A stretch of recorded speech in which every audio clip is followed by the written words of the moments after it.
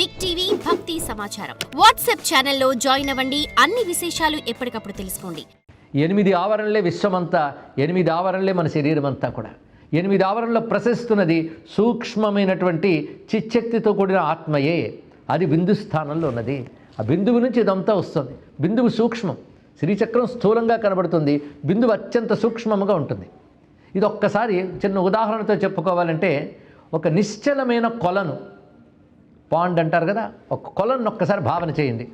నిశ్చలంగా ఉంది, దానిలో ఒక రాయి వేసాం. వెయ్యగానే వెంటనే తరంగాలు వస్తాయి. అవి ఎక్కడి దాకా వెళతాయంటే ఒడ్డు వరకు వెళతాయి. ఇన్ని తరంగాలు మనం చూస్తూ ఉంటే, ఇన్ని తరంగాలకు మూలం ఏది, అది వెతకాలి. ఇన్ని తరంగాలకి మూలం ఆ మధ్యలో పడినటువంటి రాయి యొక్క స్పందన. ఆ స్పందన నుంచి మీరు లెక్క కడితే ఈ తరంగాలన్నీ దాని చుట్టూ ఉన్న ఆవరణలా కనబడతాయి. ఇలా చెప్పండి, ఇక్కడ ఇవన్నీ ఎక్కడున్నాయి? ఇన్ని తరంగాలు ఎక్కడున్నాయి? కోనేరులో ఉన్నాయి. ఇన్ని తరంగాలు కోనేరులో ఉన్నాయి. ఆ మధ్యలో ఉన్న రాయి పడిన స్పందన ఎక్కడ రేగింది? కోనేరులోనే. కోనేరుకు వేరుగా ఏమీ లేదు. అందుకే శివుడి శక్తికి వేరుగా ఏదీ లేదు. ఆ మధ్యలో వచ్చినటువంటి ఆ రాయి పడి రేగడం ఎలా ఉన్నదంటే, అది స్పందన వైబ్రేషన్. మొట్టమొదటి రాయి పడిన వైబ్రేషన్ వల్ల ఇన్ని వచ్చాయి కదా. అలాగే నిర్వికారుడైన పరమాత్మ సృష్టి చేయాలని సంకల్పించుకున్నాడు. ఆ సంకల్పమే ప్రథమ స్పందన, ది ఫస్ట్ వైబ్రేషన్ అంటారు ఇక్కడ. ఆ ప్రథమ స్పందన, ఆ స్పందన వచ్చిన పాయింట్ ఏదో అది బిందువు అని చెప్పబడుతుంది. సృష్టి చేయాలని సంకల్పించాడు. నిన్నటి వరకు శ్రద్ధగా విన్నవారికి సంకల్ప శక్తి అని ఒక మాట చెప్పాం కదా. ఆ సంకల్ప శక్తితో ఉన్న శివుడు, లేదా శివుడితో ఉన్న సంకల్ప శక్తి ఆ బిందువు స్థానంలో ఉందండి ఇక్కడ ప్రధానంగా. ఇదంతా శివుని యందే జరుగుతుంది. బ్రహ్మాండములు శివునికి దూరంగా లేవు. ఇది బాగా తెలుసుకోవాలి. శివుడు ఏదో బ్రహ్మాండాలకు దూరంగా ఉన్నాడా?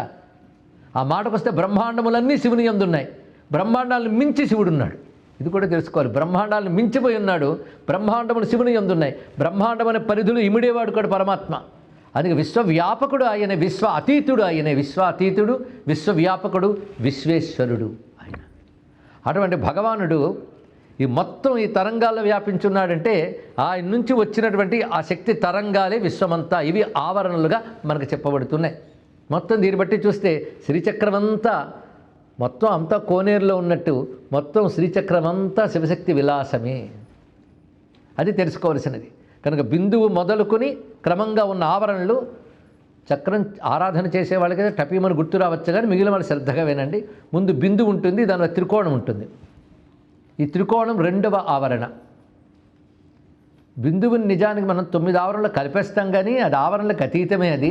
కానీ లెక్క కట్టేటప్పుడు 9 అన్నప్పుడు దాన్ని చెప్తాం. కానీ బిందువు మొదట, దాని తర్వాత త్రికోణం, దాని తర్వాత అష్టత్రికోణ ఆవరణ వస్తుంది. ఆవరణలో మొత్తం 8 త్రికోణాలు ఉంటాయండి. ఇది 3వ ఆవరణ. దాని తర్వాత మరొక 10 త్రికోణాలు ఉంటాయి. ఇది 4వ ఆవరణ అవుతుంది. ఇక్కడ ఈ 10 త్రికోణములని కూడా పేరేమిటి అంటే అంతర్దశార చక్రము అని పేరు. దాని తర్వాత వచ్చేది మరొక 10 త్రికోణాలు దాని చుట్టూ ఆవరణలో ఉంటాయి. ఆవరణ అంటే సర్క్యులర్ ఫార్మ్. అందులో ఉండేటువంటివి మరో 10 త్రికోణాలు. ఆ తర్వాత 14 త్రికోణాలు వస్తాయి. ఆ తర్వాత అష్టదళ పద్మం ఆవరణ వస్తుంది. దాని తర్వాత షోడశదళ పద్మం వస్తుంది. దాని తర్వాత చతురస్రం వస్తుంది. దీన్ని భూపురం అంటారు ఇక్కడ. ఇలాగ బిందువు నుంచి క్రమంగా 8 ఆవరణలు విస్తరించి వచ్చాయి. ఆరాధన చేసేవాడు చతురస్రం నుంచి బిందువు వైపు ప్రయాణం చేస్తాడు. గమనం ఎట్టు జరిగింది? బిందువు నుంచి ఇటు వచ్చింది సృష్టి. మనం సృష్టి నుంచి పరమాత్మ వైపు వెళ్ళాలి కనుక, ఎందుకంటే మనం సృష్టిలో ఉన్నాం కనుక సృష్టి నుంచి పరమాత్మ వైపు వెళ్ళాలి కనుక ఈ చతురస్రం నుంచి మనం బిందువు వైపు ప్రయాణం చేస్తూ ఒక్కొక్క ఆవరణలో దేవతలను ఆరాధన చేసుకుంటూ వెళ్తాం. చివరికి వచ్చిన చతురస్రం 3 రేఖలతో ఉంటుంది. అంటే 3 రేఖలతోనే స్క్వేర్ అనమాట. ఈ 3 రేఖల్లో మొత్తం 28 మంది దేవతలు ఉంటారండి. 28 శక్తులు.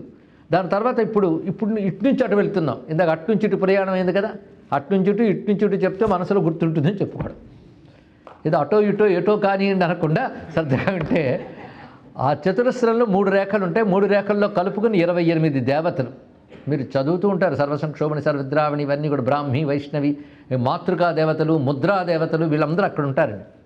తర్వాత కర్షిణీ దేవతలు, ఆకర్షిణీ దేవతలు తర్వాత 16 దళాల చక్రంలో ఉంటారు. దాంతో 8 దళాల్లో అంగకుసుమ మొదలైనటువంటి దేవతలు కనబడుతూ ఉంటారు. దాని తర్వాత 14 త్రికోణాలు, తర్వాత 10 త్రికోణాలు, తర్వాత 10 త్రికోణాలు, తర్వాత 8 త్రికోణాలు, తర్వాత ఒకే త్రికోణం మధ్యలో బిందువు. ఇటు నుంచి ప్రయాణం చూసారా? అంటే మన ప్రయాణం ఏంటంటే అనేకమంతా మీరు చూస్తే ఈ 8 ఆవరణలో అనేకం ఉంది. అనేకం అంటే ఒకటి కాదు, బిందువులో ఏకం ఉంది. కనుక ప్రపంచ లక్షణం అనేకం, పరమాత్మ లక్షణం ఏకం. పరమాత్మే జగత్తులో అనేకముగా ఉన్నాడు. అనేకముల యందు పరమాత్మనే చూడు, పరమాత్మ శక్తినే చూడు. అందుకే మన శ్రీచక్రం మొత్తం తీసి బిందువు ఒక్కటే పట్టుకురావట్లేదు. అంటే అనేకం కనబడుతూ ఉన్నా అనేకము శివశక్తి స్వరూపంగా ఉందనే స్ఫురణతో అనేకమునందు శివశక్తిని ఆరాధించడమే శ్రీచక్రం. అనేకమునందు ఏకమైన శివశక్తిని ఆరాధించడమే శ్రీచక్రారాధన. అలా క్రమంగా వెళ్ళి ఆ బిందువులో ఉన్న ఏకతత్వమైనటువంటి ఆ పరతత్వాన్ని మనం ఆరాధన చేయాలి. ఏకతత్వంలో లీనమైతేనే మోక్షం అండి, ఏకం. అది మన శరీరంలో కూడా దాని స్థానం సహస్రారం అంటారు.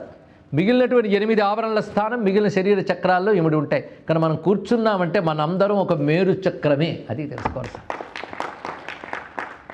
కనుక ఏది ఇంట్లో శ్రీచక్రం పెట్టుకోవడం కాదు, ఒంట్లోనే శ్రీచక్రం పెట్టుకుని వచ్చాం మనం ఎన్నో పుణ్య విశేషాలు చేస్తే.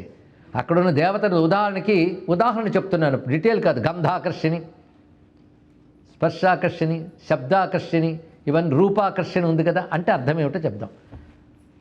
వాసన వచ్చిందా లేదా? వస్తుంది. అది ఎవరు ఆకర్షిస్తున్నారు? నాసిక యందు వాసనను ఆకర్షించే శక్తి ఒకటి ఉంది, అది గంధాకర్షిణి. అలాగే కనబడుతున్న వస్తువుని చూడగలిగే శక్తి కంటికి ఉంది. అంటే ఆ దృశ్యాన్ని ఆకర్షించే శక్తి కంటి యందు ఎవరు పెట్టారు? అది రూపాకర్షిణి. ఒక వస్తువుని ఇలా ముట్టుకోగానే స్పర్శ తెలుస్తుంది, ఆ శక్తి చర్మానికి ఎవరు పెట్టారు? అది స్పర్శాకర్షణ. ఇప్పుడు చెప్పండి, ఇలా మీరు వెతికితే అందులో చెప్తున్నవన్నీ కూడా మనలో ప్రసరిస్తున్నటువంటి మహాశక్తులే. ఈ శక్తులు ఎవరి వల్ల వస్తున్నాయి?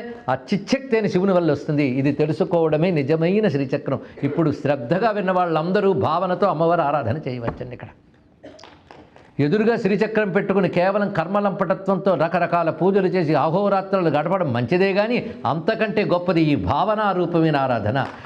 ఇది చేయగలగాలి. అది చేసుకోవడానికి భావనాగమ్య అన్నారు ఇక్కడ. అటువంటి భావన మనం చేయగలుగుతున్నాం. ఆ చేసేటప్పుడు అంతా శివశక్తి స్వరూపం తెలుసుకో. అందుకే శివశక్తి ఐక్య రూపిణి అనే మాటే లలితానామాల్లో నిజానికి ఆఖరి నామం. శివశక్తి ఐక్య రూపిణి ఆవిడ అడుగడుగునా కూడా. ఇది పరిశీలించవలసింది. అయితే మొత్తం ఈ 9 ఆవరణల్లో ఎలా శివశక్తులు కలిసి ఉన్నారో చెప్తూ హయగ్రీవ స్వామి అగస్త్యుల వారికి చెప్తుంటాడు. చతుర్భి శివచక్రైశ్చ శక్తిచక్రైశ్చ పంచభిః శివశక్త్యాత్మకం ధ్యేయం శ్రీచక్రం శివయోర్వపు. నిన్న చెప్పిన ఆఖరి శ్లోకం ఇవాళ ప్రథమ శ్లోకం. ఎంతకంటే రీక్యాప్ ఏముంటుందండి, అది ఒకసారి తెచ్చుకున్నాం ఇక్కడ. శ్రీచక్రం శివయోహ వపుః. శ్రీచక్రం శివయోహ అంటే శివాశివుల యొక్క శరీరము అంటున్నారు. శివ శివుడు వారిద్దరి యొక్క శరీరమే శ్రీచక్రం అని ఇక్కడ ప్రస్తావన చేయబడుతున్నది ఇక్కడ. అయితే ఇందులో వాళ్ళు ఎలాగెలా డివైడ్ అయ్యి ఉన్నారో చెప్తూ హయగ్రీవ స్వామి మాటనే ముందు ఆధారంగా తీసుకుందాం. అది గ్రహించేటటువంటి స్థితి వస్తోంది అంటే పై స్థితికి మళ్ళీ తీసుకెళ్దాం. ముందు అది పట్టుకోగలిగితే త్రికోణ రూపిణీ శక్తి బిందు రూప శివస్మృత. ఇది మాట హయగ్రీవ స్వామి చెప్తున్నారు. బిందు చక్రం శివుడు, త్రికోణం అమ్మవారు. ఇది గుర్తుపెట్టుకుంటే చాలండి. బిందువు త్రికోణం ఈ రెండు. అయితే ఇక్కడ మునిపే చెప్పినట్లు శివుడు అంటే శక్తి లోపల ఉంటుంది, శక్తి అంటే శివుడు లోపల ఉంటాడు. కానీ నిన్న కామాక్షదేవి అమాయకంగా చెరకు వెళ్ళు పట్టుకుని నేనే నాయన కనబడుతుంటే లోపల శివుడిని పట్టేసామా లేదా? అలాగే శక్తిగా కనబడుతున్న దాంట్లో శివుడు ఉండి తీరుతాడు. శివుడు ఉన్నాడంటే శక్తి ఉండి తీరుతుంది, ఎప్పుడు అది ఉంటుంది. కనుకనే సంకల్ప శక్తితో కూడిన చిచ్చక్తి స్వరూపుడైన శివుడు బిందు స్వరూపం కనబడుతున్నాడు.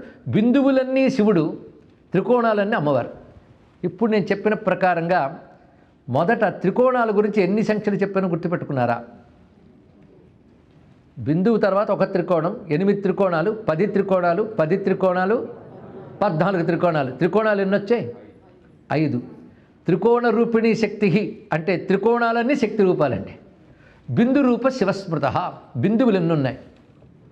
ఒకటా? కాదు, నేను 4 చూపిస్తాను చూడండి. ఇక్కడ మధ్యలో బిందువు ఉంది. బిందువు అంటే చాలా చిన్న డాట్. సర్కిల్ అంటే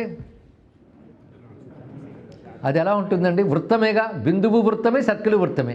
అంతేకాదు ఒక పెద్ద వృత్తం తీసుకెళ్ళి దూరంగా పెడితే బిందువులాగే కనబడుతుంది. బిందువును మొహం మీద పెడితే వృత్తంలాగే కనబడుతుంది ఇక్కడ. కనుక వృత్త చక్రాలు కూడా బిందు చక్రములే అని చెప్తారు. ఎప్పుడైనా బిందువు వృత్తం ఇన్ఫినిటీకి సంకేతం, అనంతత్వానికి సంకేతం. చూడండి, అందుకే ఒక యంత్రం ఒక గొప్ప ఎనర్జీకి సంకేతంగా. ఇలాంటి యంత్ర విజ్ఞానం కలిగిన భారతీయ సంస్కృతికి నమస్కారం. అందుకే భగవంతుణ్ణి విగ్రహ రూపంలో ఆరాధిస్తాం, యంత్ర రూపంలో ఆరాధిస్తాం, అదేవిధంగా మంత్ర రూపంలో ఆరాధిస్తాం. 3 రూపాలతో ఆరాధిస్తాం. For more videos like this, subscribe Big TV channel.